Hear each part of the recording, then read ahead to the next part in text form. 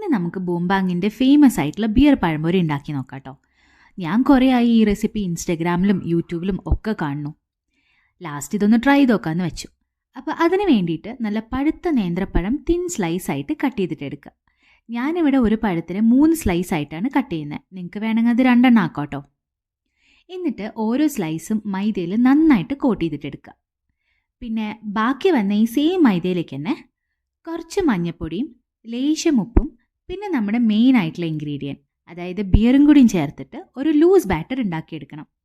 വലിയ കട്ടിയില്ലാത്ത ബാറ്റർ ഉണ്ടാക്കുന്നതായിരിക്കും നല്ലത്.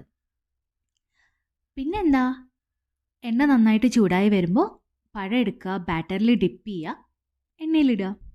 സിമ്പിൾ. ഞാൻ വിചാരിച്ചില്ല കേട്ടോ ഇത് ഇത്ര ക്രിസ്പി അടിപൊളിയായിട്ട് കിട്ടുന്നു. പക്ഷെ ശരിക്കും നല്ല ടേസ്റ്റ് ഉണ്ടായിരുന്നു. നല്ല അടിപൊളി കറുമുറാന്നായിരുന്നു. അപ്പം എന്താ, അത്രേ ഉള്ളൂ.